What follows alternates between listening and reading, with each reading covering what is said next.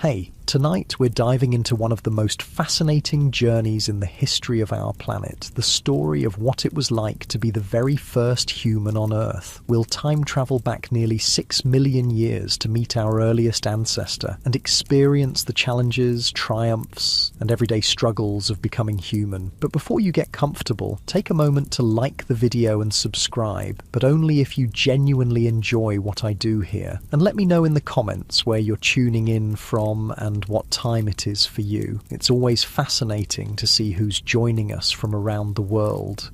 Now, dim the lights, maybe turn on a fan for that soft background hum, and let's ease into tonight's journey together. Congratulations, you've just woken up in the Tugen Hills of Kenya about 6 million years ago. Your name is Orrorin, which in the local Tugen language means original man. But in the scientific world of the distant future, they'll call you Orrorin tugenensis, the first creature to take those crucial steps toward becoming human. The morning air feels different here, fresher, wilder somehow, as you stretch your arms and feel the gentle morning sunlight filtering through the trees. You notice your hands. They're not quite human as we know them today, but they're special nonetheless. Your fingers are slightly curved, perfect for grasping branches, and your thumbs, while opposable, aren't quite as versatile as those of your distant descendants who will someday read about you in science books. The good news is that you found yourself in a beautiful forest landscape with plenty of food and water nearby. The bad news? This world is unimaginably dangerous, and you're neither the strongest nor the fastest creature around. You carefully climb down from your sleeping spot in the trees. Unlike modern humans who would topple over immediately, you're still quite comfortable moving around in the branches. Your toes are more flexible than those of humans today, allowing you to grip the branches as you descend. But there's something unique about you, something that sets you apart from all the other apes in this ancient forest. When you reach the ground, you stand up on your two legs. Standing on 2 feet doesn't seem remarkable to modern humans. It's just what we do. But for you, living 6 million years ago, it's a revolutionary adaptation. No other ape spends as much time walking upright as you do. Your thigh bones, what scientists will someday call your femurs, have a special shape that makes bipedal walking more efficient. The neck of your femur is elongated and the head is angled forward, design features that would one day become standard in the human lineage.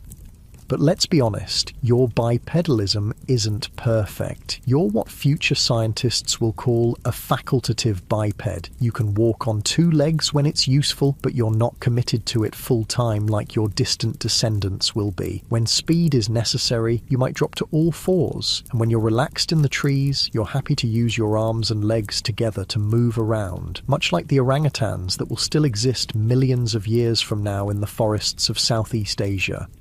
The morning sun rises higher and your stomach rumbles. Time to find breakfast. You scan the landscape from your higher vantage point, another advantage of standing upright. In the distance, you can see fruit trees, and your excellent vision allows you to spot which ones are bearing ripe fruit today.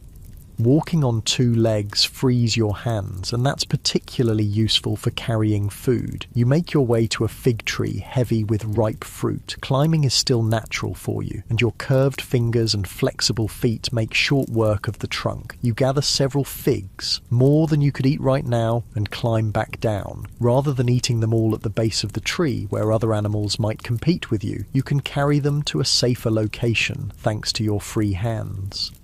Your diet is quite varied. Your teeth tell the story of your eating habits. Future paleoanthropologists will examine them carefully. Your back molars have thicker enamel than those of other apes, allowing you to crunch through nuts and seeds. Your front teeth aren't as specialized for tearing through tough plant materials as they are in other apes. You're an omnivore, eating what's available: fruits, nuts, berries, leaves, and occasionally insects or small animals.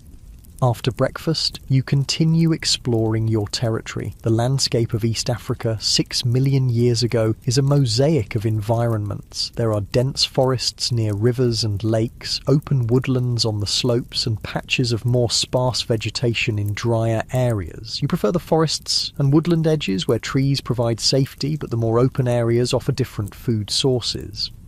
You hear the alarm calls of monkeys in the canopy, a warning sign. Predators are nearby. Being able to stand upright gives you another advantage. You can see over tall grasses to spot danger. Your eyes scan the area, and there, in the distance, you spot it, a large cat, an ancient relative of today's leopards, moving stealthily through the grass.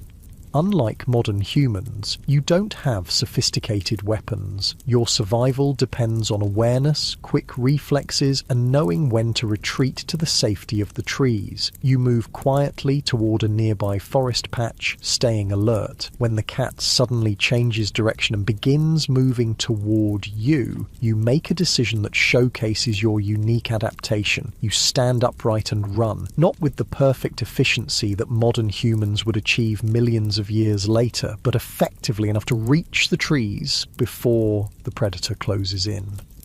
Your climbing abilities save you. Within moments, you're high in the branches, watching as the frustrated cat prowls below. This is a dance that plays out regularly in your life, being caught between terrestrial dangers and arboreal safety. As the day warms up, you find a comfortable spot in the shade of a tree with a good view of the surroundings. Life for you involves a lot of watching and waiting. Energy conservation is important, and like modern apes, you don't needlessly expend effort.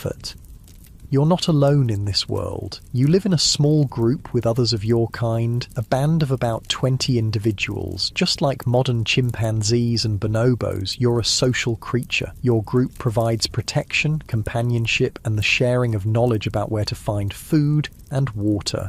Your communication is limited compared to modern humans. You have no language as we know it, but you do have a rich repertoire of calls, gestures, and expressions. You can warn others of danger, indicate the location of food, express emotions from fear to contentment, and establish social hierarchies through your behaviors.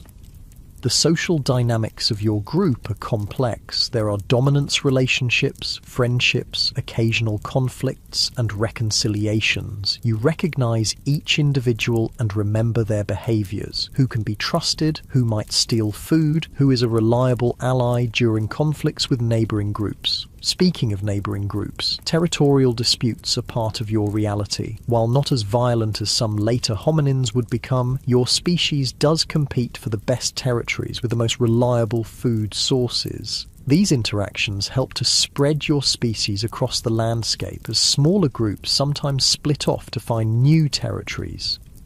The afternoon brings a brief rainstorm. Unlike many animals that seek immediate shelter, you and your group have an interesting response to the rain. You continue foraging for a while as the rain keeps many predators at bay. Your more upright posture means less of your body surface is directly exposed to rain, an advantage your descendants will develop even further. As the rain stops, you find yourself near a small stream. You pause to drink, crouching down on your haunches. The water is cool and refreshing. After drinking, you notice something in the mud by the water's edge, tubers that the rain has partially exposed. These starchy foods are valuable sources of energy, and you dig them out with your fingers, another task made easier by your bipedal stance. By late afternoon, it's time to think about where you'll sleep tonight. Like modern chimpanzees, you don't use the same nest 2 nights in a row. This helps avoid the buildup of parasites and reduces the risk from predators that might learn your habits. You find a suitable tree with branches that fork in a way that will support your weight comfortably. Using your impressive climbing abilities, you ascend to about 15 feet off the ground, high enough to be safe from most predators. You begin breaking small branches and folding them into a rough platform. This nest-building behavior is something you share with the great apes, but it's becoming more sophisticated in your species, with better construction that creates more comfortable sleeping platforms. As the sun begins to set, most of your group has also constructed nests in nearby trees. There's safety in numbers, and sleeping in close proximity means more eyes and ears to detect danger during the night. You settle into your nest, adjusting branches to create a more comfortable depression in the center. Your curved fingers and grasping feet help you maintain your position even while sleeping, so you won't fall from your perch. The sounds of the forest change as daylight fades. New predators emerge, nocturnal hunters that pose different threats. But high in your tree, you're relatively safe. Your excellent vision, adapted for daytime activities, isn't as useful now, so you rely more on your hearing to alert you to potential dangers. As you lie in your nest, looking up at the emerging stars through gaps in the canopy, you're unaware of your place in the grand story of human evolution. You don't know that you represent a crucial transition, a creature that hasn't quite left behind its ape origins, but has already started down the path toward humanity. Your brain is larger than that of other apes relative to your body size, though still far smaller than that of modern humans. Your consciousness and awareness are sophisticated by the standards of your time, but you don't ponder existential questions or wonder about your origins. Your thinking is practical, focused on immediate survival needs and social interactions.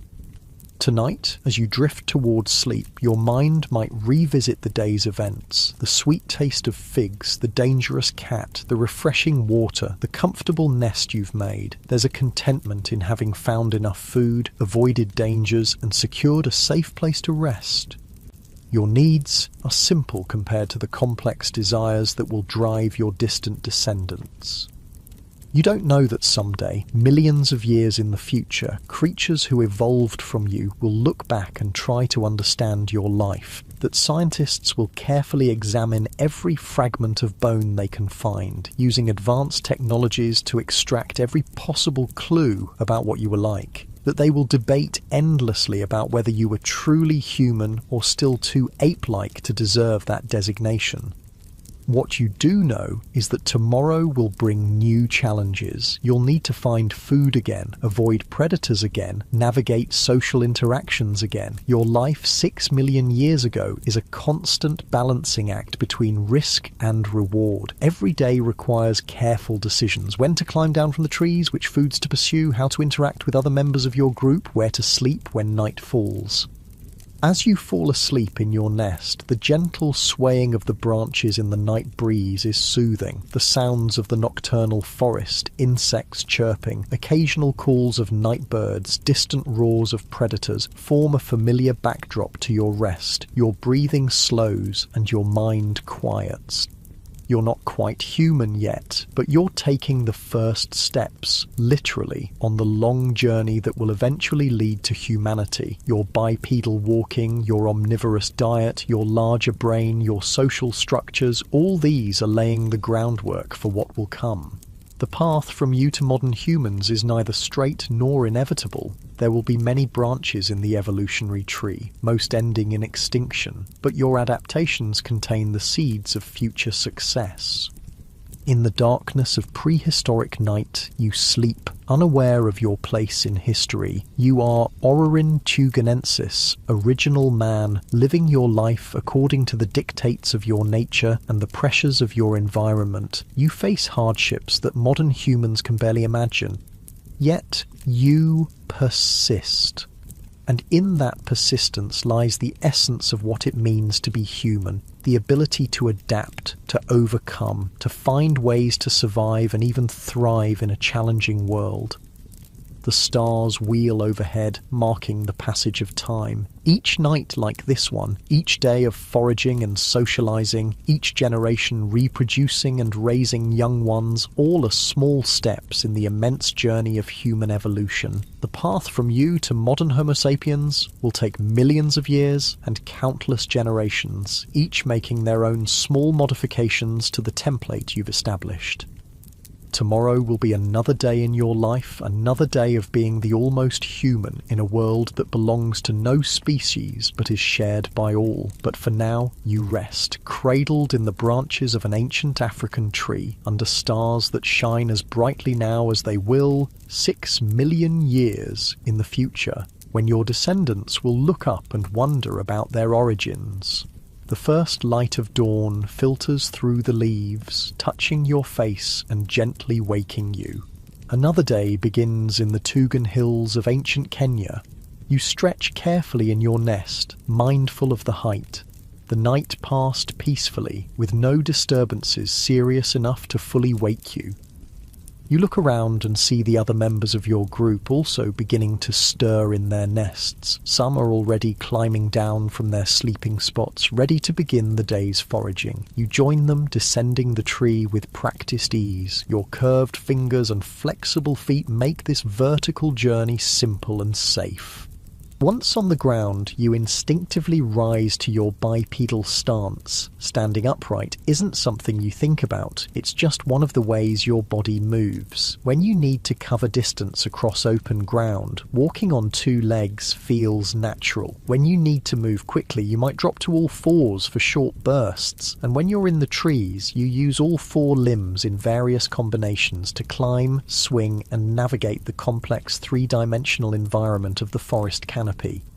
Your bipedal walking is unique among the creatures of your time. The forest is full of monkeys that occasionally stand upright for brief moments, but none walk bipedally as consistently as you do. This adaptation is still evolving. Your legs aren't as long relative to your arms as they will be in your distant descendants. Your knees and hips can fully extend, allowing you to stand straight, but your gait isn't as energy efficient as it will become in later hominins. The morning begins with a search for water. The recent rains have filled small depressions in rocks and tree hollows, providing convenient drinking spots. You cup water in your hand and bring it to your mouth, another action made possible by your bipedal stance. Other apes would need to bend down and drink directly with their mouths, but you can carry water a short distance.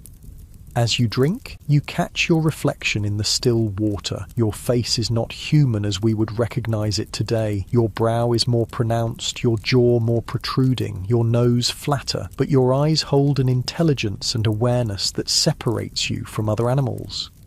Your brain, while smaller than that of modern humans, is already showing signs of expansion beyond what's typical for apes of your size.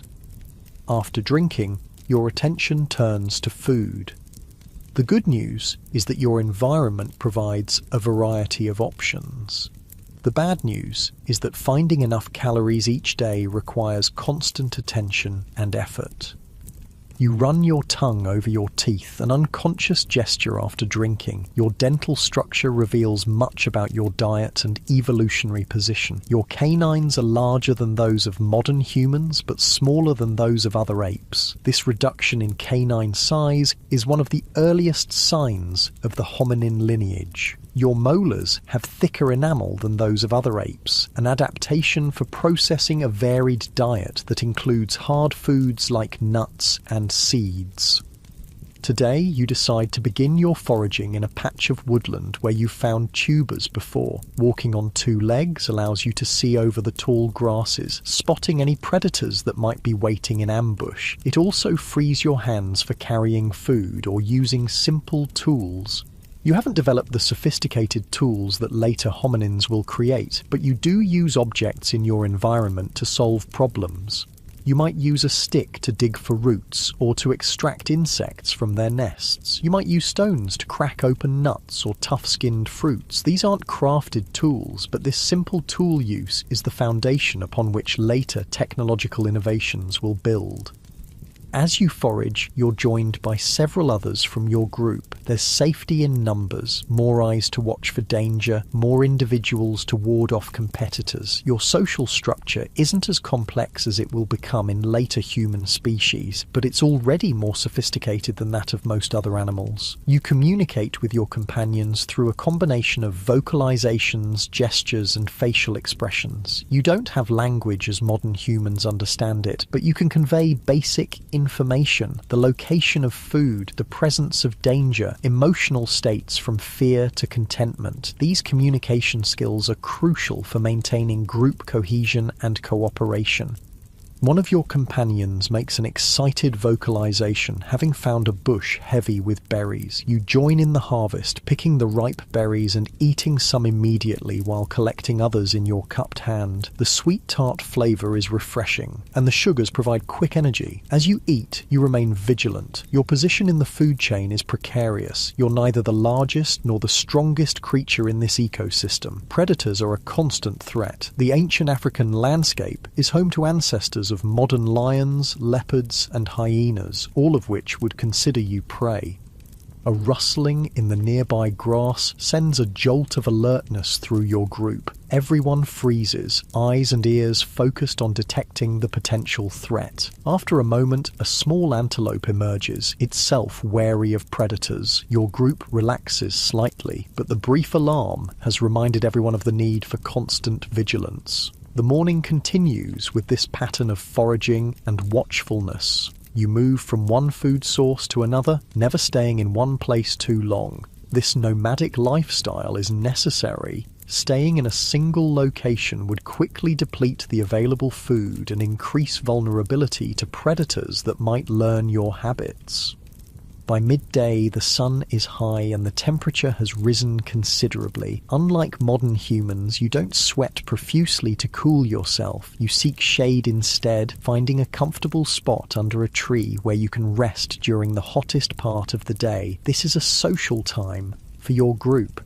Individuals groom one another, removing parasites and strengthening social bonds. The grooming patterns follow the social hierarchy of the group. Dominant individuals receive more grooming than they give. As a social activity, this grooming is about more than just hygiene. It's a way of reinforcing relationships and reducing tensions within the group. Your position in the social hierarchy influences many aspects of your life. Access to preferred food sources, mating opportunities, sleeping spots. The hierarchy isn't rigid, though. It can shift based on coalitions between individuals, and your own status might rise or fall depending on your health, strength, and social alliances. There are distinct physical differences between males and females in your species, what scientists call sexual dimorphism. Males are generally larger and more muscular, while females are somewhat smaller but no less capable of navigating the challenging environment. These differences are less pronounced than in some ape species, but more noticeable than they will be in modern humans. As the afternoon progresses and the temperature begins to drop, your group becomes active again. The evening foraging session is crucial. You need to consume enough calories to sustain you through the night, and you need to find suitable trees for constructing your night nests. You move deeper into the forest where fruit trees are more abundant. Walking upright through the undergrowth gives you advantages. You can see further, move more efficiently on two legs through the terrain, and keep your hands free for gathering food or using tools. You come across a fig tree that's dropping ripe fruit. It's a bonanza. Figs are packed with sugar and nutrients, but you're not the only one who's noticed this resource. A group of monkeys is already in the tree, harvesting the best fruits.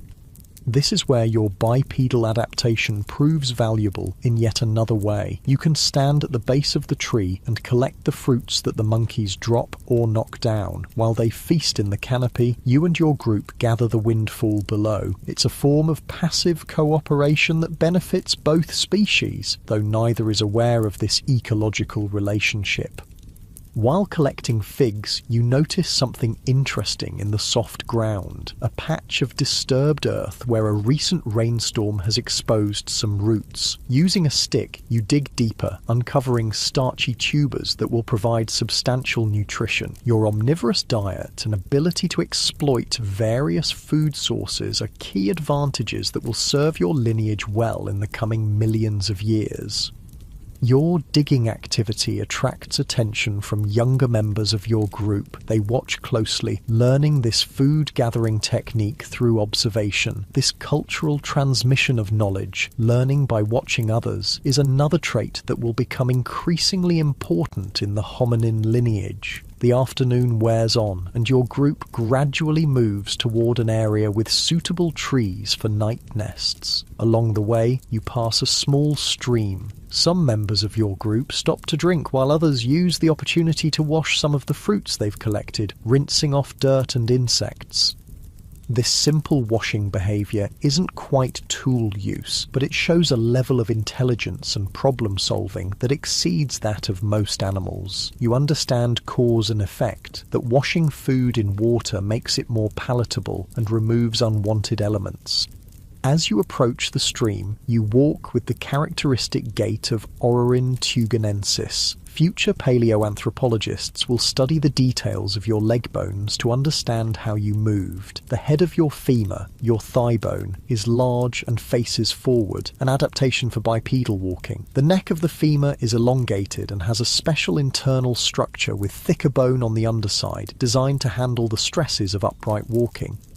Yet your bipedalism isn't identical to that of modern humans. Your feet still have more curved toes, better for grasping branches, your legs aren't as long relative to your body size, and your pelvis hasn't fully adapted to the demands of birthing offspring with larger brains. That challenge will face your descendants millions of years in the future.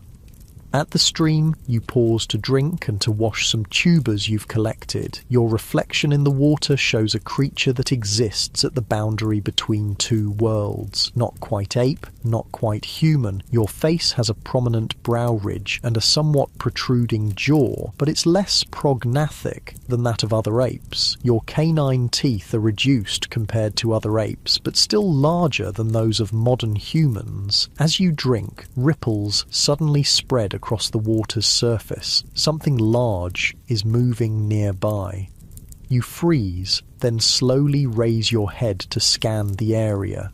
There, partially concealed by reeds at the water's edge, is a crocodile, an ancient relative of today's Nile crocodiles. You back away slowly, alerting others in your group with a low vocalization. This predator is especially dangerous near water, where its ambush tactics are most effective. Your bipedal stance allows you to spot this threat before it can strike, giving you precious seconds to retreat to safety. The encounter with the crocodile reminds everyone of the constant dangers in this environment. The group moves away from the stream, continuing toward the area where you'll make your night nests. Along the way, you pass through a patch of grassland between forest sections. Here, your bipedal locomotion proves valuable once again. Standing upright in the tall grass gives you a better view of your surroundings. You can see over vegetation that would obscure the vision of a quadrupedal animal of similar size. This improved sightline helps you spot both potential food sources and dangers from a greater distance. The grassland is home to various herbivores, ancient relatives of today's antelopes, zebras, and other African ungulates. These grass-eaters are always alert for predators, and their behaviour provides an early warning system that benefits your group. If they suddenly flee, it's a signal that a predator may be approaching. You watch a group of ancient bovids grazing peacefully. Their continued calm feeding reassures you that no immediate danger is present. Still, you move through this open area efficiently, aware of your vulnerability away from the trees. As you walk, your gait reveals the transitional nature of your bipedalism. It's not the perfect energy-efficient stride that modern humans will develop, with their longer legs and specialized foot arches. Your walk requires more muscular effort, and you fatigue more quickly than your distant descendants will. But compared to moving on all fours, your bipedal walking allows you to cover ground more efficiently while keeping your hands free. The sun is beginning to sink lower on the horizon as your group reaches a suitable area for making night nests. The trees here are tall with many forking branches, perfect for constructing safe sleeping platforms. Before climbing, everyone takes the opportunity to forage a bit more, gathering the last food of the day. You find a bush bearing small, tough-skinned fruits. Your teeth are well adapted for this food source. Your molars with their thick enamel can crack through the hard exterior to reach the nutritious pulp inside. You eat several, the tangy flavour providing a pleasant end to the day's foraging. As twilight approaches, you select a tree and climb up to a suitable height. Using branches and foliage, you construct a night nest, a simple platform that will cradle your body during sleep. This nest-building behavior is something you share with modern great apes, a connection to your evolutionary past. From your elevated position, you can see the landscape changing as the light fades. The open areas become shadows, while the forest edges remain more distinct. In the distance, you can see the silhouettes of mountains, ancient volcanic formations that have helped shape this landscape over millions of years. These volcanoes play a crucial role in preserving your legacy. The lava flows and ash deposits they produce will create the perfect conditions for fossilization. Millions of years from now, scientists will find your bones embedded in these geological layers, and from these fragments they will begin to piece together the story of human origins. As darkness falls, the sounds of the forest change. Daytime birds go quiet, while nocturnal creatures begin their chorus. The hoots of owls, the chirping of insects, the occasional roar of a big cat, these form the soundtrack of the African night, not so different from what it will be millions of years later. You settle into your nest, finding a comfortable position. The events of the day replay in your mind: the successful foraging, the close encounter with the crocodile, the peaceful observation of the grazing herbivores. Tomorrow will bring new challenges and opportunities. But for now, rest is the priority. The stars emerge overhead, visible through gaps in the canopy. The night sky looks much as it will in the far future, though the constellations are slightly different due to the slow movement of stars over vast time periods. You don't recognize patterns in these stars or assign them meaning. That level of abstract thinking still lies in the evolutionary future. Your consciousness begins to fade as sleep approaches. Your breathing slows and your muscles relax. In your nest high above the ground, you're relatively safe from most predators. Those that can climb, like leopards, are a risk, but the height and location of your nest minimize this danger. As you drift towards sleep, you're unaware of the evolutionary journey that lies ahead. You don't know that your adaptations, bipedal walking, omnivorous diet, tool use, social living, are laying the groundwork for a lineage that will eventually dominate the planet. You're simply living each day according to your nature, responding to the pressures and opportunities of your environment. In the darkness, surrounded by the sounds of the ancient African night, you sleep. Your dreams, if you have them, are probably simple. Replays of daily activities, emotional responses to events, perhaps preparations for future challenges. Your consciousness is sophisticated for your time, but lacks the complex layers of abstraction and self-awareness that will characterize your distant descendants. Tomorrow will bring another day of foraging, avoiding predators, and navigating social interactions. The eternal cycle of life for Ororuntuganensis, the original man who stands at the very beginning of the human story. Morning arrives with a chorus of birds announcing the new day. You awaken in your nest high in the safety of the tree branches. The air feels different today, heavier, more humid. Dark clouds gather on the horizon, suggesting rain will come later. Weather patterns in this ancient East African landscape are seasonal, with wet and dry periods that shape the behaviour of all living creatures. As you climb down from your night nest, a light drizzle begins to fall. The good news is that rain often keeps larger predators less active. The bad news is that finding dry food becomes more challenging, and moving through wet vegetation soaks your body hair, making you feel heavier and colder. You pause halfway down the tree, sheltering under a thick branch as the rain intensifies briefly. Your bipedal adaptation isn't just useful for walking, it also helps in situations like this. Standing upright under the branch, you can use your free hands to groom your wet fur, squeezing out excess moisture. Your ancestors who walked on all fours wouldn't have this advantage. The internal structure of your femur, that thigh bone that future scientists will examine so carefully, reveals the story of your bipedalism. Inside the bone, the cortical layer, the dense outer part, is thicker on the underside of the femoral neck. This isn't visible on the outside, but this hidden feature helps the bone withstand the stresses of walking upright. It's a signature of bipedal movement that will help future paleoanthropologists understand your place in the human story. The rain eases to a gentle patter and you continue your descent. On the ground, you rise to your characteristic bipedal stance. Your feet are different from those of modern humans. Your big toe is still somewhat divergent, useful for grasping branches when climbing, but when you walk, your feet function effectively for bipedal locomotion, with the beginnings of the arch structure that will become more pronounced in later hominins.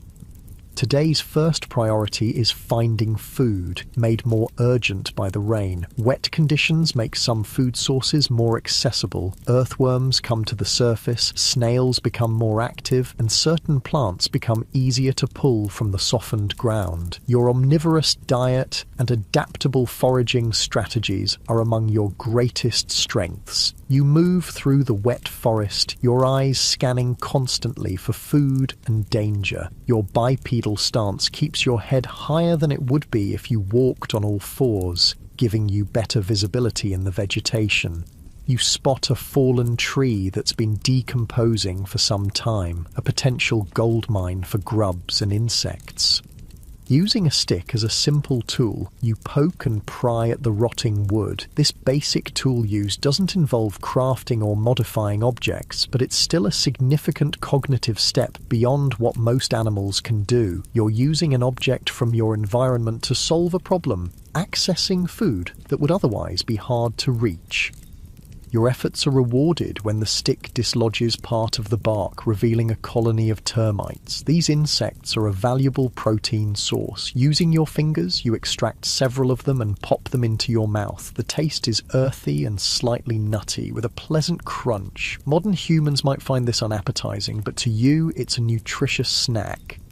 As you forage, you're joined by others from your group who have also descended from their night nests. There's a loose hierarchy in your social structure, and when resources are concentrated, like this termite-rich log, access follows this hierarchy. More dominant individuals get priority, while others wait their turn or seek alternative food sources.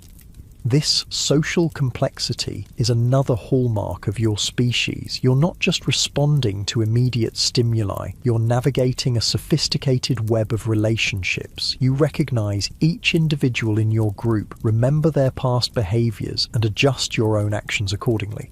This social intelligence will become increasingly important as the hominin lineage evolves.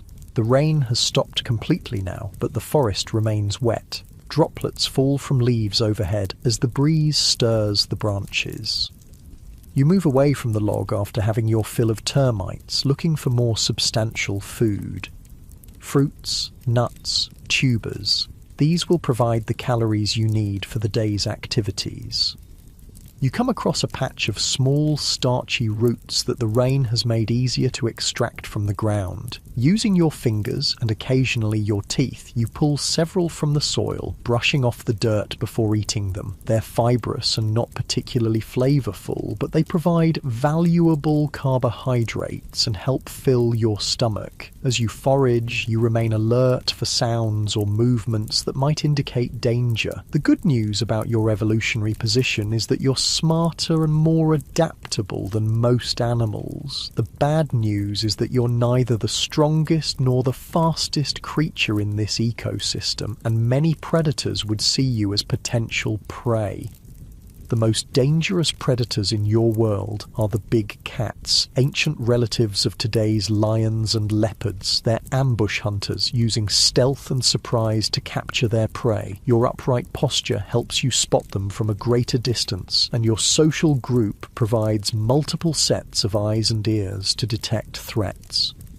there are other dangers too. Hyena ancestors roam in packs, capable of taking down prey much larger than themselves. Ancient crocodiles lurk near water sources, perfectly evolved ambush predators that can remain hidden until the last moment. Snakes, some venomous, hide in the underbrush or coil on low branches, and there are competitors, other primates and early hominins that might contest access to the best food sources or territories. Your survival in this challenging environment depends on a combination of factors: intelligence, adaptability, social cooperation, and your unique physical adaptations, particularly bipedalism. Walking upright isn't just about locomotion, it's a key element in your species' survival strategy. By midday, the sun has broken through the clouds, creating a steamy warmth as water evaporates from the vegetation. You find a sunny spot and take some time to groom yourself, removing parasites and untangling your body hair. This isn't just about hygiene, it's also about thermoregulation. Wet, matted fur doesn't insulate effectively, so keeping it clean and fluffy helps maintain your body temperature. Unlike modern humans, you don't have sweat glands distributed across your entire body. Your cooling system is less efficient, making you more vulnerable to overheating. This is one reason why you and your group tend to rest during the hottest part of the day, becoming more active in the cooler morning and evening hours. As you groom, you observe the activities of other creatures in the forest. A group of monkeys moves through the canopy overhead, their chattering and branch shaking revealing their position. Birds of various species flit between trees, some hunting insects disturbed by the monkey's passage. A pair of small antelope browse cautiously at the forest edge, ready to flee at the first sign of danger. This awareness of other species and their behaviours is part of your ecological intelligence. You know which animals are threats, which are potential competitors for food, and which are harmless or even useful as warning systems. This knowledge isn't taught or learned consciously. It's acquired through observation and experience, becoming an intuitive part of how you navigate your world. After resting, you and several others from your group move toward a nearby stream.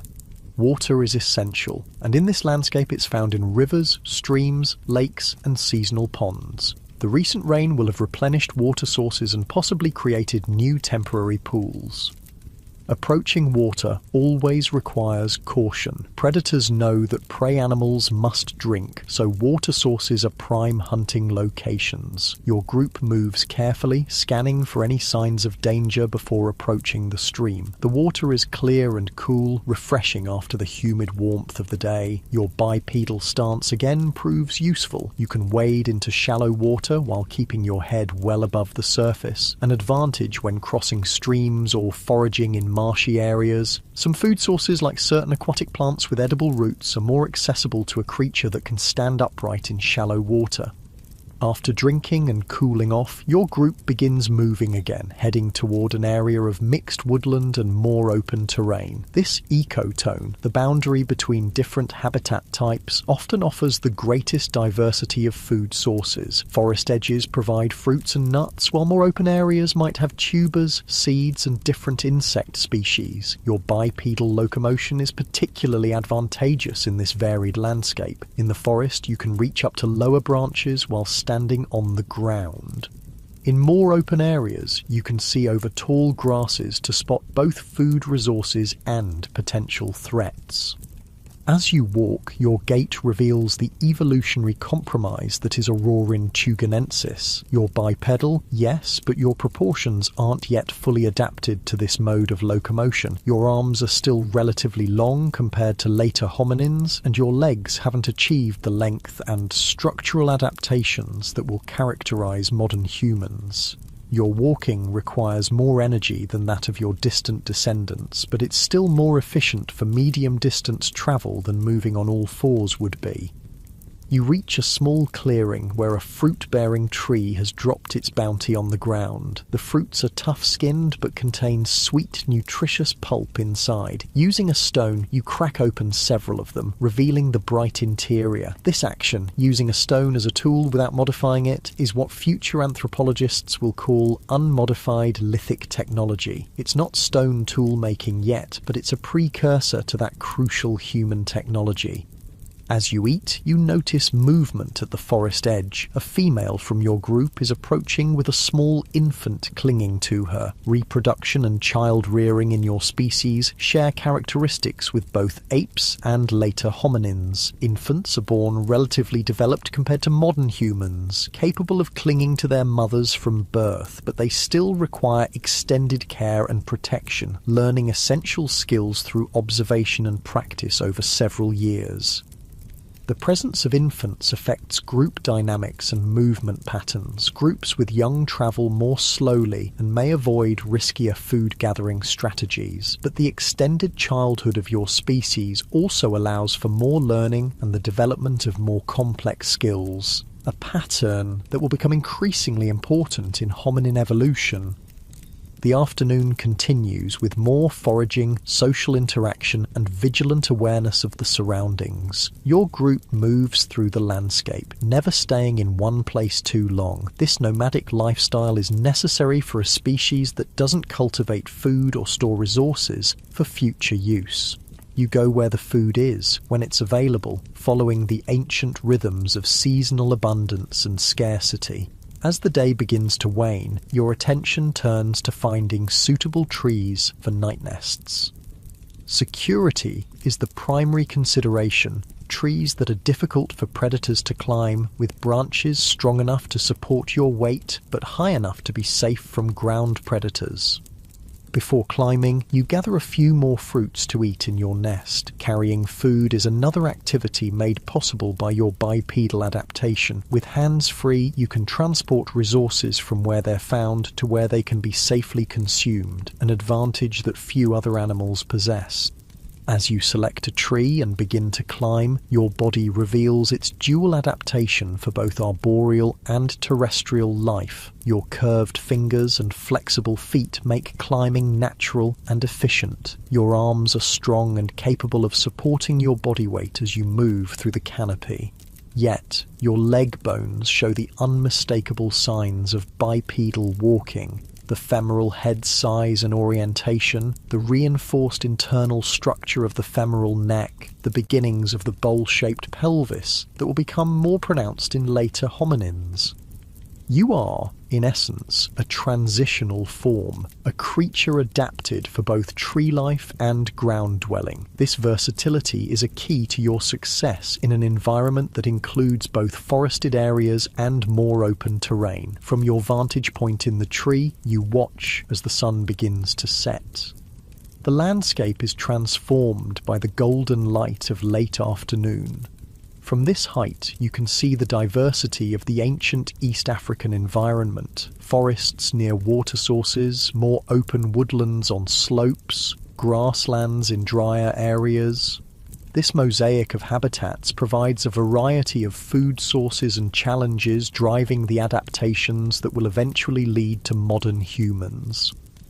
Your attention is suddenly drawn to movement in the distance. A group of large predators, ancient relatives of modern lions, is moving through the open terrain, heading toward a water source. They're too far away to pose an immediate threat, but their presence reinforces the constant danger that shapes your existence. These predators, however, may have played a role in driving the evolution of your bipedal locomotion, the ability to see over tall grass, to spot predators from a distance, to carry food to safer locations for consumption, to use hands for wielding defensive tools or throwing objects. All these advantages of bipedalism contribute to survival in a predator-rich environment. As twilight deepens, you begin constructing your night nest. This isn't a simple matter of finding a comfortable spot to lie down. It's an architectural process that demonstrates considerable intelligence and planning. You break and bend branches to create a platform, weaving them together for stability. You add softer vegetation for comfort. The completed nest is sturdy, secure, and concealed enough to avoid attracting predators' attention. Nest building is a behavior you share with the great apes, a connection to your evolutionary past, but your nests show adaptations specific to your species. They're often constructed higher, with more attention to security features reflecting the particular pressures of your environment. As darkness falls, you settle into your nest, your days foraging having provided enough nutrition to sustain you through the night. Below, in the gathering darkness, the forest comes alive with the sounds of nocturnal creatures, the hoots of owls, the chirps of insects, the occasional roar of a big cat or laugh of a hyena. These sounds might be alarming to modern humans, but to you they're the familiar soundtrack of the African night. From your safe perch, you look out at the stars emerging in the clear night sky. The patterns they form are the same ones that your distant descendants will one day map into constellations, use for navigation, and weave into their mythologies. But for you, they're simply points of light in the darkness, neither understood nor named. As sleep approaches, your mind quiets. You don't contemplate your place in the universe or wonder about your origins. Your consciousness, while sophisticated compared to most animals, lacks the layers of abstraction and self-reflection that will characterize later humans. Your awareness is focused on the immediate and practical: food, safety, social relationships, reproduction. Yet in your brain, slightly larger relative to body size than that of other apes, lie the foundations for what will come. The neural capacities that allow you to use simple tools, navigate complex social structures, communicate with your group, and adapt to various environments, contain the seeds of the advanced cognitive abilities that will one day lead to language, art, science, and civilization.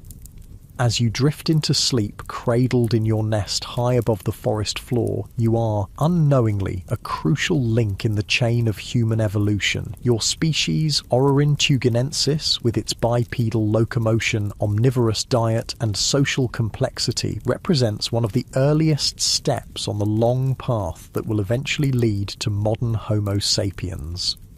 The adaptations that allow you to survive in the challenging environment of ancient East Africa, particularly your bipedal stance, will prove remarkably successful. Over millions of years, they will be refined and elaborated upon by natural selection, producing a lineage of increasingly sophisticated hominins. Most of these evolutionary experiments will end in extinction, but one branch will continue, eventually giving rise to the species that will transform the planet like no other.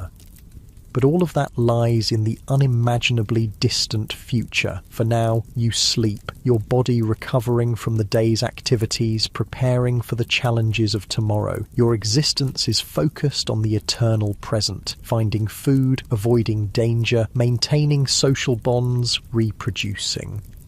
The grand narrative of human evolution continues through you, one day at a time, one generation at a time, in the endless process of adaptation and survival.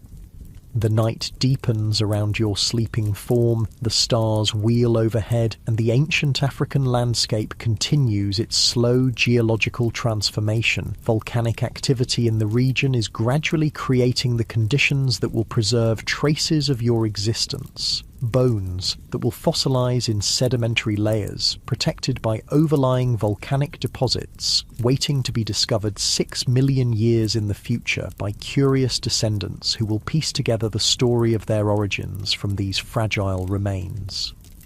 The night passes peacefully, and dawn once again brings a new day to the ancient Kenyan landscape. The air this morning is clear and cool, with no sign of yesterday's rain. As sunlight filters through the leaves, you stir in your nest, gradually awakening to the sounds of the forest.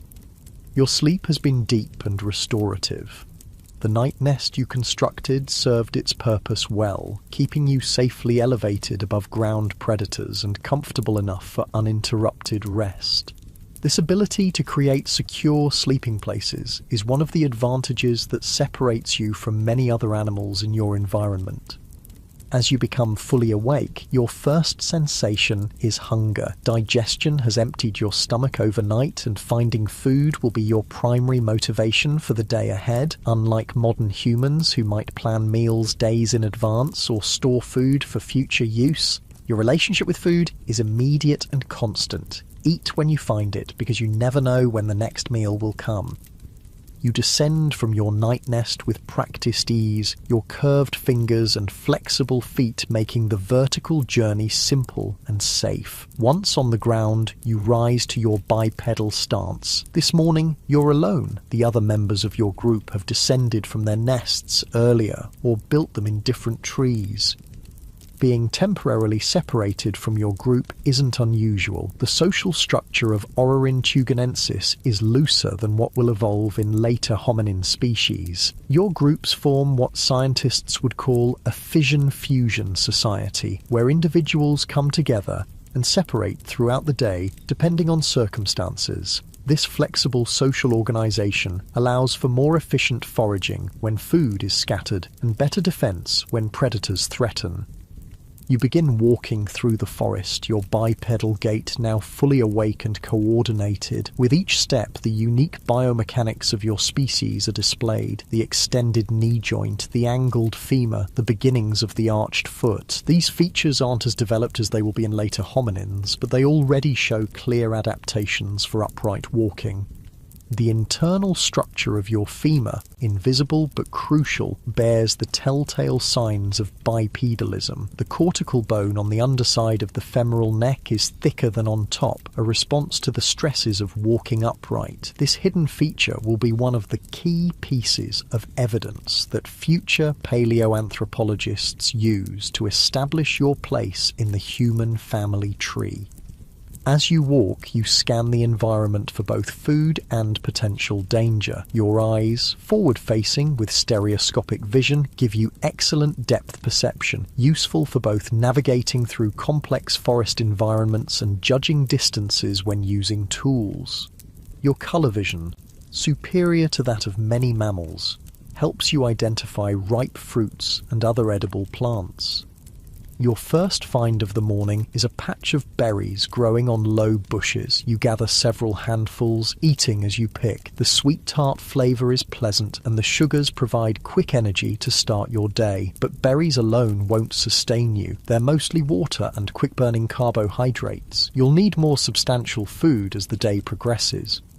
As you forage, you're aware of the different strategies employed by your species. One of the advantages of bipedalism is that it allows for what scientists will later call systematic foraging, the ability to efficiently harvest food from scattered sources and carry it either for immediate consumption in a safer location or to share with others in your group. This gathering behaviour, made possible by your free hands and upright stance, is an early version of what will become a crucial hominin adaptation. Future species will elaborate on this basic pattern, developing containers, tools for harvesting, methods of food processing, and eventually agriculture, all building on the foundation of bipedalism and free hands that you represent. After finishing the berries, you continue your search for food. Your omnivorous diet is an advantage in this environment. You can eat a wide variety of foods, adapting to what's available in different seasons and locations. This dietary flexibility will prove to be one of the most successful adaptations in the hominin lineage, allowing your descendants to spread beyond Africa to virtually every environment on Earth. Your teeth tell the story of your varied diet. Unlike the specialized dentition of many animals, your teeth are generalized, adapted for processing many different types of food. Your molars have thicker enamel than those of other apes, better for grinding tough plant foods. Your canines are reduced compared to other apes, but still larger than those of modern humans, reflecting a transition in social structure and feeding behavior. As you move through the forest, you come across a fallen tree that has been dead for some time. The decaying wood is home to various insect larvae, a rich protein source. You use a stick to pry apart the rotting wood, exposing the grubs inside. This simple tool use doesn't involve crafting or modifying the stick, but it does show problem-solving intelligence, using an object from the environment to access food that would otherwise be difficult to reach. While you're focused on extracting the larvae, a sound catches your attention, the soft footfall of something large moving nearby. You freeze, all senses alert. Through the vegetation you glimpse a flash of spotted coat, a leopard-like predator, one of the most dangerous animals in your environment. This is a critical moment. Unlike most prey animals, you don't immediately flee. That would trigger the predator's chase instinct, and you can't outrun a big cat. Instead, you slowly back away, looking for the nearest climbable tree. Your bipedal stance gives you an advantage here. You can see over lower vegetation to track the predator's movement, while also scanning for escape routes. The predator hasn't seen you yet, focused on something else in the undergrowth. Moving as quietly as possible, you reach a tree with low branches and quickly climb to safety. From your elevated position, you can now see the predator clearly as it moves through the area where you were foraging. It's not actively hunting, just passing through, but the encounter is a stark reminder of your vulnerable position in the food chain. After the predator moves on, you remain in the tree for a while, using the opportunity to search for fruit in the canopy. Your climbing abilities are excellent, another reminder that while you're adapted for bipedal walking, you're still very much at home in the trees. Your curved fingers and flexible feet make moving through the branches efficient and secure. You find several fruits high in the canopy, eating them where they grow rather than carrying them down. The juicy pulp helps quench your thirst as well as providing nutrition. Staying hydrated is a constant concern in this environment, especially during drier seasons when water sources become limited. After eating your fill of fruit, you descend from the tree and continue your foraging journey. By now the sun is higher in the sky and the day has warmed considerably. You find a shady spot to rest during the hottest part of the day, a behavior pattern shared by many animals in this environment. While resting, you notice other members of your group nearby. They've also found shade and are engaged in various activities, some grooming each other, some dozing, some keeping watch. You join them, your social nature drawing you back to the group after your solitary morning foraging.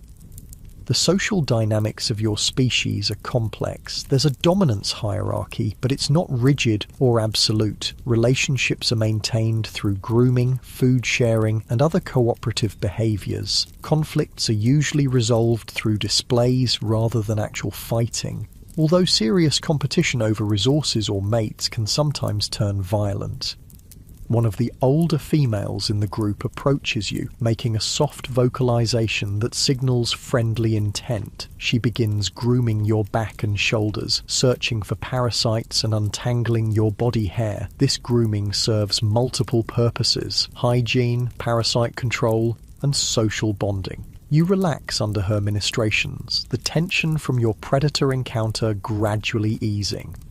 Grooming is one of the primary ways social bonds are maintained in your group. It's a form of currency in your social economy, given and received, creating obligations and alliances. Those who groom others can expect to be groomed in return, and individuals who fail to reciprocate may find themselves with fewer allies when conflicts arise. After being groomed, you return the favour, carefully searching through the female's hair for ticks and other parasites. Your hands, freed from locomotor duties by your bipedal adaptation, are perfect for this fine manipulation. The precision grip that allows you to pick small insects from another's fur is the same adaptation that will eventually enable your descendants to create sophisticated tools, art, and technology. As the afternoon progresses and the temperature begins to drop, your group becomes more active again. There's still more foraging to be done before nightfall, and water sources need to be visited. The group moves together now, heading toward a small stream about half a kilometre away. Walking in a group offers protection, more eyes to spot danger, more individuals to deter predators. Your bipedal locomotion allows you to cover this distance relatively efficiently, though not with the same energy economy that modern humans will eventually develop. Your proportions: arms still relatively long compared to legs, and the details of your hip, knee and ankle structure make walking more energetically costly for you than it will be for later hominins. Still, bipedalism offers significant advantages for your species. It frees your hands for carrying food, using tools, or signalling to others in your group. It allows you to see over tall grass and vegetation, spotting both food sources and potential dangers from a greater distance. And it helps you regulate body temperature by exposing less surface area to direct sunlight, an important consideration in the tropical environment you inhabit. Reaching the stream, everyone drinks deeply. Water is life in this environment, and staying hydrated is essential. After drinking, some members of your group take the opportunity to wash foods they've collected, rinsing off dirt and insects from fruits and tubers. This simple food processing behavior doesn't qualify as tool use, but it does demonstrate a level of intelligence and cause and effect understanding that exceeds that of most animals. While at the stream, you notice something interesting in the soft mud of the bank. Footprints. Some are clearly from familiar animals, antelope, boar, various birds, but some appear to be from members of your own species, perhaps from yesterday or earlier today. You don't consciously recognize these as footprints in the abstract sense that modern humans would, but you do register them as signs of recent presence, adding to your mental map of who moves through this territory and when. Millions of years from now, similar footprints left by later hominins will be preserved in volcanic ash at a place called Laetoli, providing future scientists with direct evidence of bipedal walking in your evolutionary descendants. Your own footprints here by the stream will not be preserved. The next rain will wash them away, but they are part of the same evolutionary story. As your group moves away from the stream, heading toward an area of mixed woodland and grassland, you spot a broken branch with several termite holes. Using a long grass stem, you probe one of the holes, then withdraw it to find termites clinging to the stem. This fishing technique, a more sophisticated form of tool use than simply using found objects, shows the cognitive capabilities of your species. This termite fishing behavior is significant because it involves modifying an object from the environment, selecting and possibly trimming the grass stem for a specific purpose. It's not as complex as the tool manufacture that will characterize later hominins, but it does demonstrate planning, fine motor control, and understanding of cause and effect. Cognitive abilities that exceed those of most non-human animals. The rest of the afternoon is spent in continued foraging, now focusing on more substantial foods that will sustain you through the night. You find a patch of starchy roots that require some effort to dig up but provide valuable calories. Using both hands and occasionally a digging stick, you extract several of these roots, sharing some with younger or older group members who might struggle to obtain them independently. This food-sharing behavior is another important aspect of your species' social structure. While not as formalized or extensive as it will become in later hominins, the sharing of food helps maintain group cohesion and ensures that all members have access to nutrition. It's particularly important for those who are too young, too old, or temporarily unable, due to injury or illness, to forage effectively for themselves. As the day begins to wane, your group gradually moves toward an area with suitable trees for night nests. The western sky is painted with the orange and gold of sunset, and the air is cooling rapidly, a reminder of the temperature fluctuations that characterize this environment. Nights can be surprisingly cool, even in equatorial regions, especially during certain seasons. Before climbing to build your night nest, you search for one more meal, something to sustain you through the night. You find a bush bearing small hard fruits with edible seeds inside. Your molars, with their thick enamel, are perfect for cracking these open, accessing the nutritious kernels within. You eat several, the rich, slightly nutty taste satisfying your hunger. With darkness approaching, you select a tall tree with many branching limbs, ideal for nest construction. You climb efficiently, your curved fingers and flexible feet making the ascent easy despite your fatigue from the day's activities. At a suitable height, about 5 meters above the ground, you begin breaking and bending branches to create a platform. Nest construction is a sophisticated behavior that involves planning, manipulation of materials, and understanding of structural principles. Your nest isn't simply a pile of branches, it's a carefully constructed platform with a depression in the center for your body, strong enough to support your weight throughout the night, and concealed enough to avoid attracting predators' attention. This nest-building ability is something you share with the great apes, a connection to your evolutionary past, but your nests show specific adaptations related to your more terrestrial lifestyle and the particular predators in your environment. They're often higher, more robustly constructed, and better concealed than those of more fully arboreal apes. As you finish your nest and settle in for the night, other members of your group are doing the same in nearby trees. There's security in numbers. Even when sleeping, multiple individuals can alert the group if danger approaches. The distribution of nests isn't random. Dominant individuals often claim the most secure positions, while those lower in the hierarchy make do with less optimal locations. Night falls fully, transforming the landscape. Your daytime visual acuity gives way to other senses. Hearing becomes paramount, with every snap of a twig or rustle of leaves evaluated as a potential threat. Your sense of smell, while not as acute as that of many predators, helps you detect some dangers even in darkness. From your elevated position, you watch as nocturnal life emerges. The eyes of small mammals reflect momentary gleams of moonlight. Insects create a constant background chorus. Occasionally, the calls of night birds or the distant roar of a predator pierce the darkness.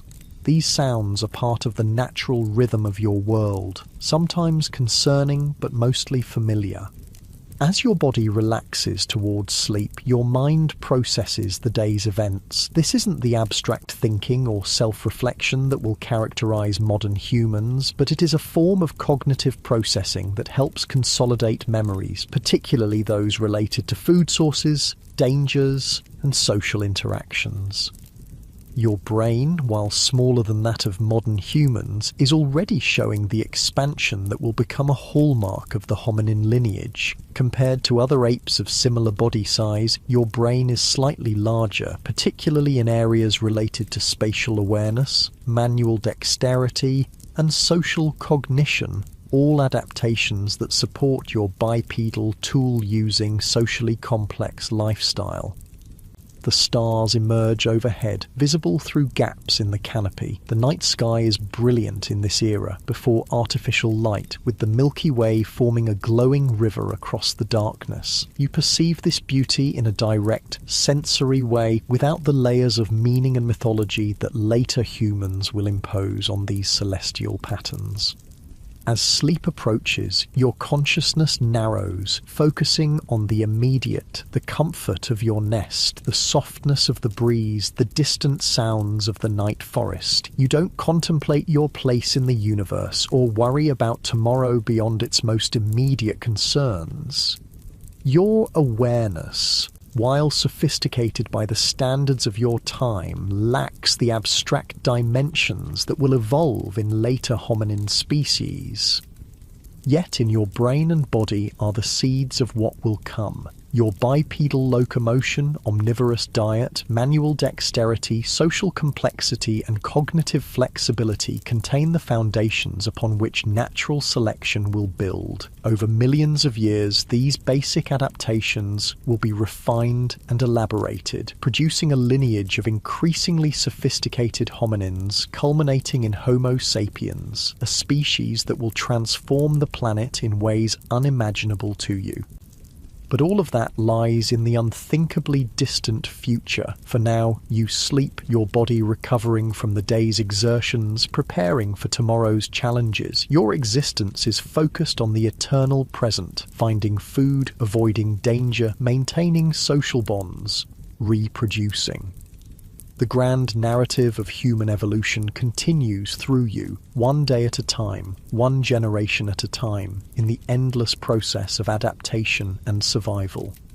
As you drift into deeper sleep, your breathing becomes slow and regular. Your mind, freed from the constant vigilance of waking hours, might dream, perhaps replaying significant events from the day, processing emotions, or preparing responses to potential future scenarios.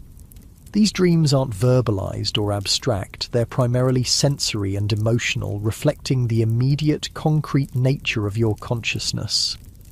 In your sleeping form, high in the branches of an ancient African tree, lies the future of humanity, not as a destiny or predetermined outcome, but as a potential waiting to be realized through the slow, undirected process of natural selection acting on the variations that arise in each generation. Your adaptations, particularly your bipedal locomotion, represent a successful evolutionary experiment, one that will prove remarkably fruitful in the millennia to come.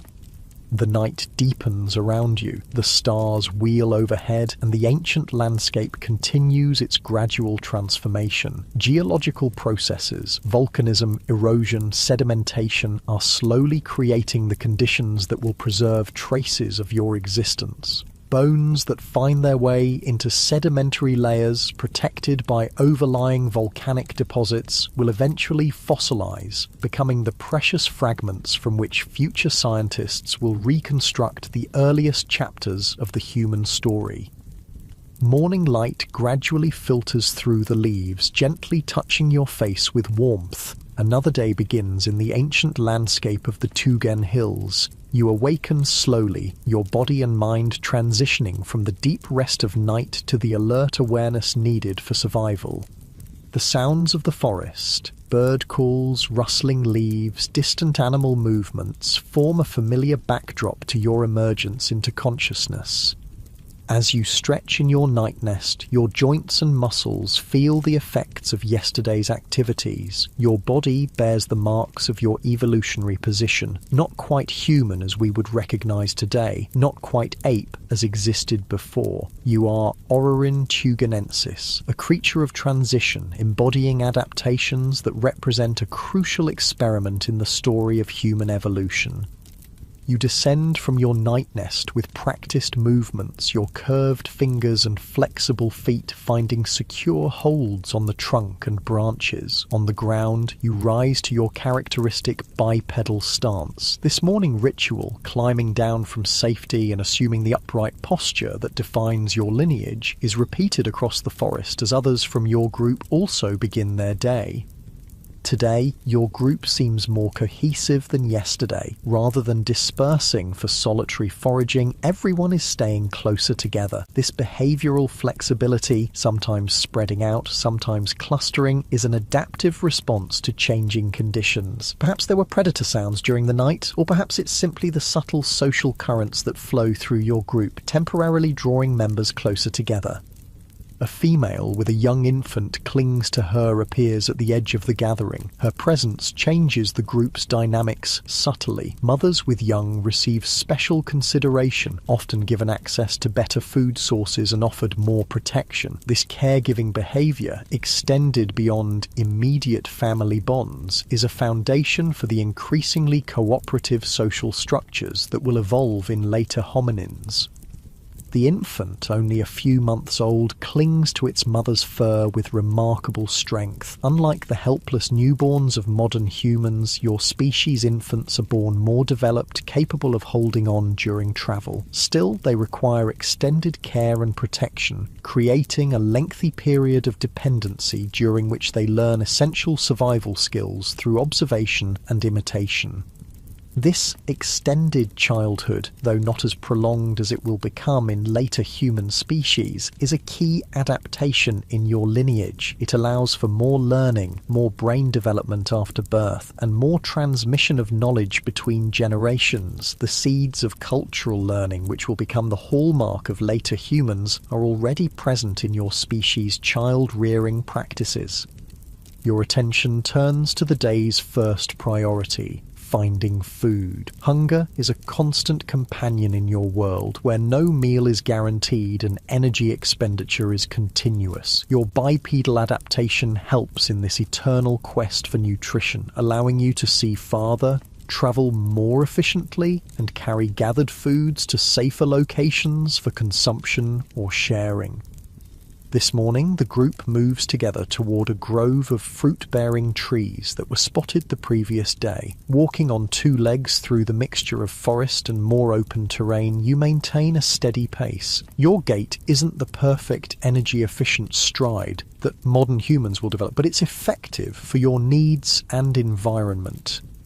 The biomechanics of your walking reveal the transitional nature of your species. Your femur, that crucial thigh bone, has a head that's larger and more forward-facing than in non-bipedal apes. The neck of the femur is elongated and internally structured to handle the stresses of upright walking.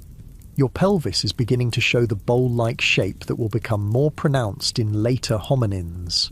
Your foot, while still retaining some grasping ability, is developing the rigidity and arch structure needed for effective terrestrial locomotion.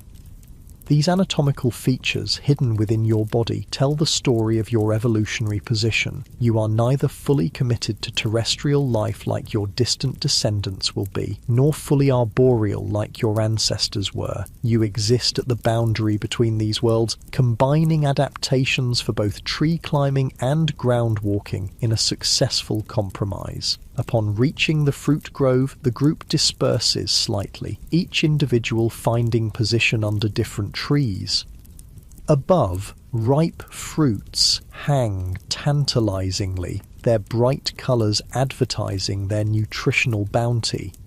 Some are within reach from the ground for an upright hominin. For others, climbing is necessary.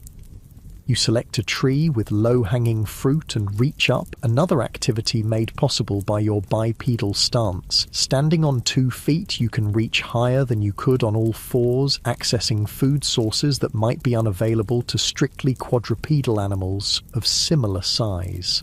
As you gather fruits, you notice a younger male struggling to reach the ones on his tree. In a display of the social cooperation that characterizes your species, you share some of your gathered bounty with him. This sharing behavior, while not as formalized or extensive as it will become in later humans, helps maintain group cohesion and ensures that all members have access to nutrition. The food sharing also reinforces social bonds and establishes reciprocal obligations. By sharing today, you increase the likelihood that others will share with you when you're in need. This simple exchange represents the beginnings of the complex social economies that will develop in later human societies. While eating, you remain vigilant. Your position in the food chain is precarious. You're neither at the top nor the bottom, but somewhere in the vulnerable middle. Predators are a constant threat, and your survival depends on detecting danger before it detects you. Your bipedal stance helps with this vital awareness, keeping your head higher than it would be on all fours and allowing you to see over vegetation that might conceal approaching threats. Your forward-facing eyes, inherited from your primate ancestors, give you excellent depth perception and the ability to track moving objects, whether potential food or potential danger. After the morning's feeding, the group moves toward a nearby water source. Water is life in this environment, and staying hydrated is essential, especially as the day warms. The path to the water crosses a section of more open terrain where the protection of dense forest gives way to scattered trees and taller grasses.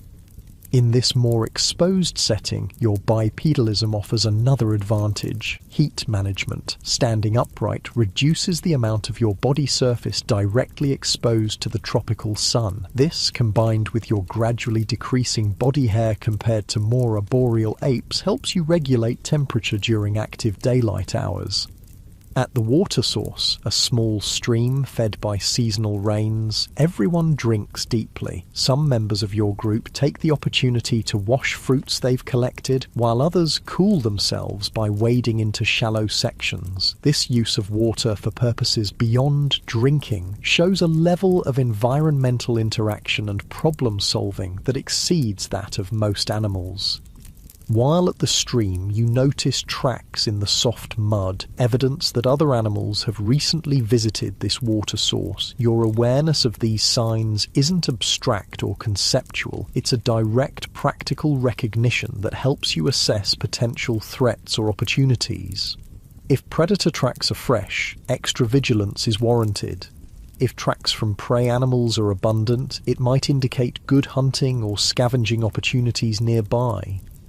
The group spends the hottest part of the day in the shade near the water. This period of relative inactivity is not wasted. It's filled with social interaction, grooming, rest, and monitoring of the surroundings. Energy conservation is important in an environment where food supplies are unpredictable and every calorie counts.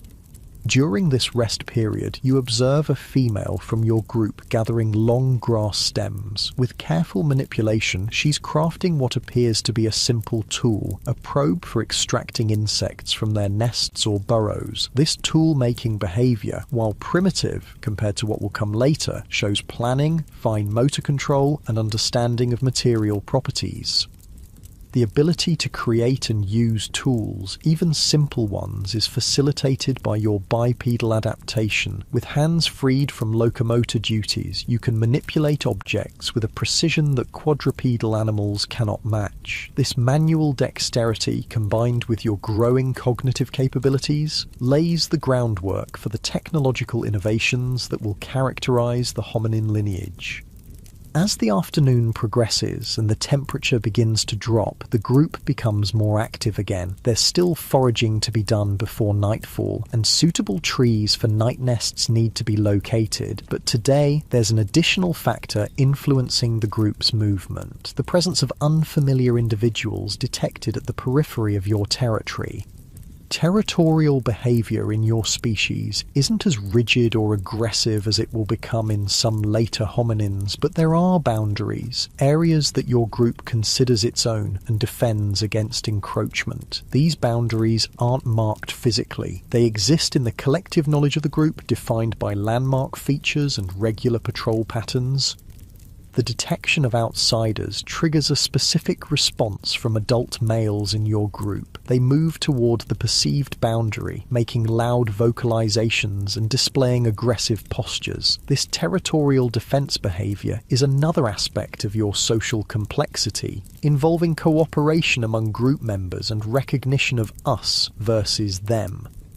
You join the group moving toward the boundary, though you remain slightly behind the largest, most dominant males. As you approach the edge of your territory, you can see the intruders, a small group of individuals similar to yourselves but not part of your established social unit. They might be a splinter group from a neighbouring territory, exploring potential new areas as their own resources become strained.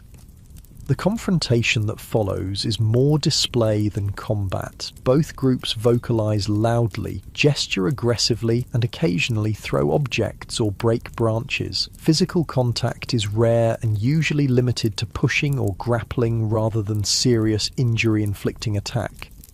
This pattern of high-intensity display with limited actual violence is a common conflict resolution mechanism among social primates.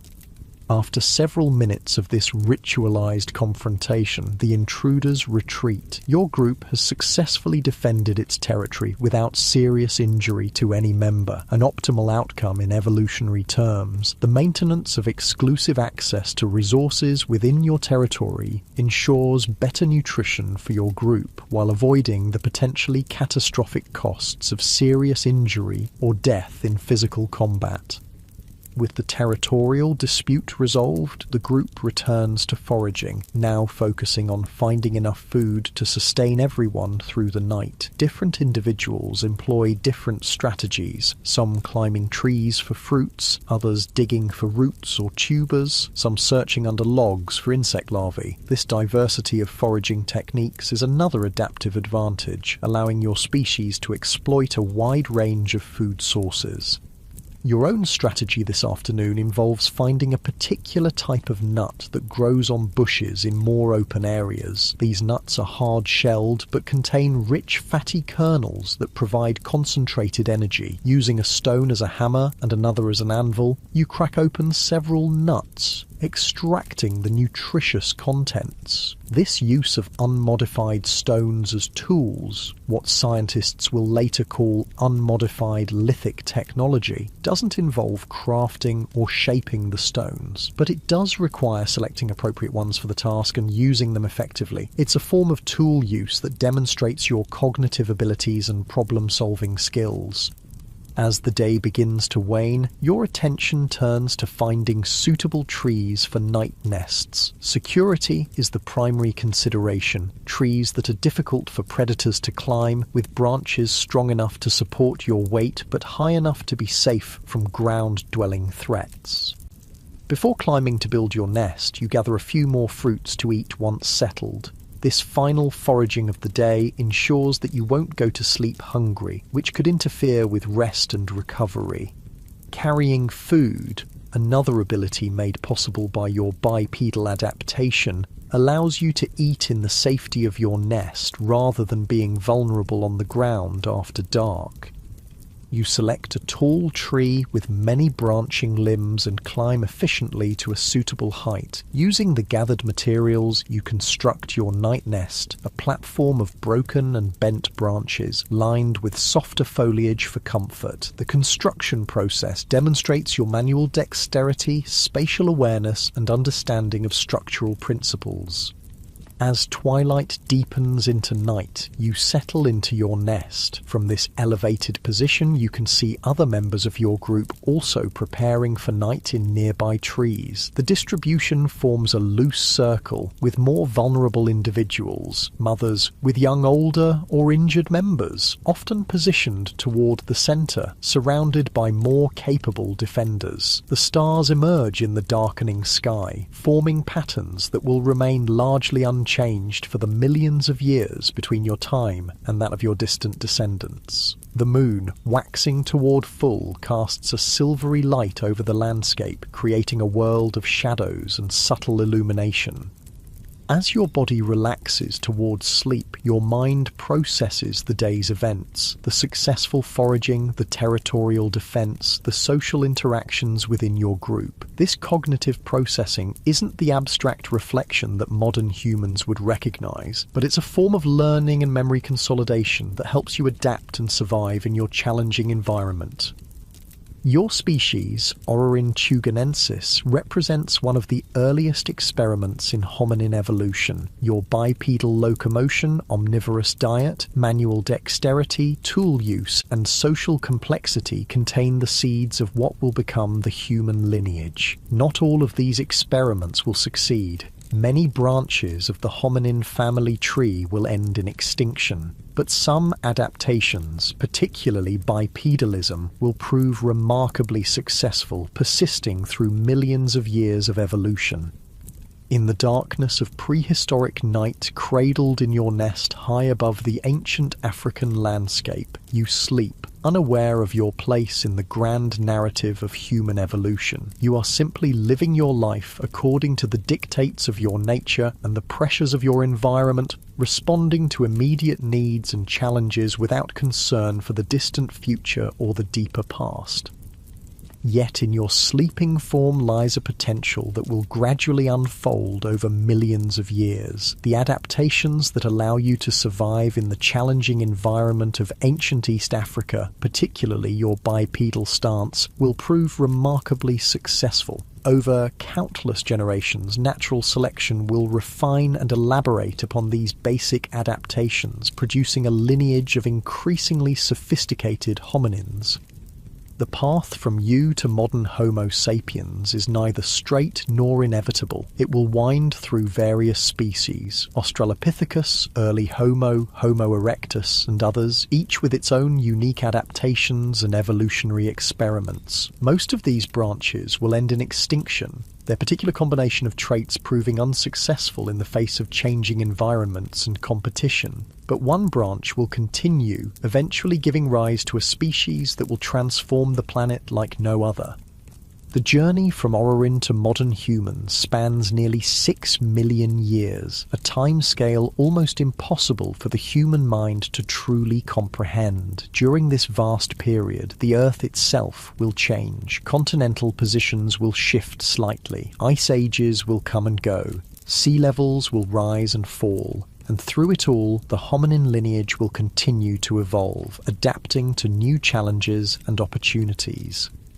Your descendants will gradually develop longer legs and shorter arms, becoming more specialized for terrestrial bipedalism. Their feet will lose their grasping ability, developing rigid arches for more efficient walking and running. Their pelves will reshape to support upright posture, while still allowing for the birth of increasingly large-brained infants. Their hands will become more dexterous, with precision grips capable of crafting and using sophisticated tools.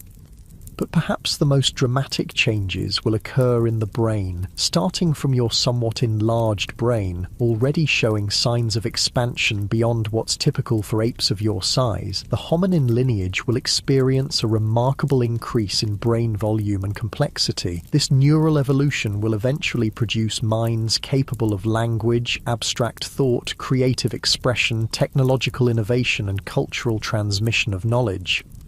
This cognitive revolution will transform the relationship between hominins and their environment. Where you react to your surroundings, adapting to conditions as you find them, your distant descendants will actively modify their world, creating shelters, clothing, weapons, art, and eventually entire civilizations. Where you live within the ecological systems you inherit, they will reshape those systems to suit their needs and desires. The seeds of this transformation are already present in your species, in your bipedal stance that frees hands for tool use, in your omnivorous diet that allows for dietary flexibility, in your social structures that facilitate cooperation and knowledge sharing, in your extended childhood that permits learning and brain development. These adaptations, which help you survive in the challenging environment of ancient Africa, contain the potential for what will become humanity. As the night deepens and your consciousness fades into deeper sleep, the stars wheel overhead, marking the passage of time. Each night like this one, each day of foraging and socializing, each generation reproducing and raising young ones, all are small steps in the immense journey of human evolution. The path from you to modern Homo sapiens will take millions of years and countless generations, each making their own small modifications to the template you've established. And what of the modern humans who will eventually look back and try to understand your life? They will search for fossil fragments, analyze geological contexts, study contemporary apes for behavioral clues, and use advanced technologies to extract every possible piece of information from the scant evidence that survives millions of years. From these fragments, they will construct theories about who you were and how you lived, debating endlessly about whether you were truly human or still too ape-like to deserve that designation. The truth, as always, is more complex than any simple categorization. You are neither fully human nor fully ape, but something unique, a creature of transition, embodying adaptations that represent a crucial experiment in the story of life on Earth. Your bipedal stance, in particular, will be recognized as one of the defining features of the hominin lineage, a key adaptation that set your descendants on their evolutionary path.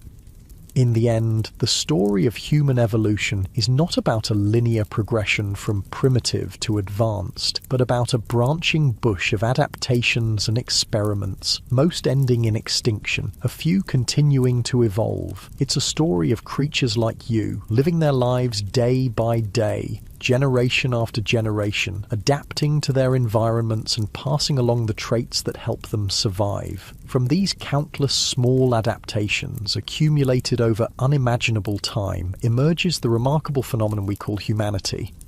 As we look back across 6 million years to glimpse your life, we see reflections of ourselves in your social bonds, your tool use, your bipedal walking, your omnivorous diet, your extended care of young. And we see differences too, your greater climbing abilities, your smaller brain, your more limited technology, your more immediate consciousness. You are both familiar and foreign, a reminder of where we came from and how far we've travelled.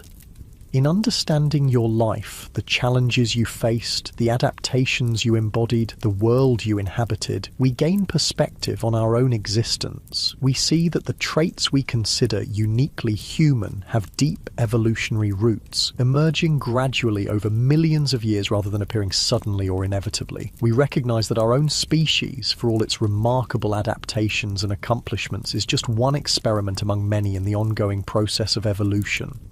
And perhaps most importantly, we learn humility. The story of human evolution reminds us that we are part of nature, products of the same evolutionary processes that shape all life on Earth. Our existence isn't predetermined or privileged, but the result of countless adaptations and chance events stretching back through deep time. Our remarkable minds and technologies emerge from the same fundamental forces that drove your bipedal walking, the endless dance of variation, inheritance, and selection.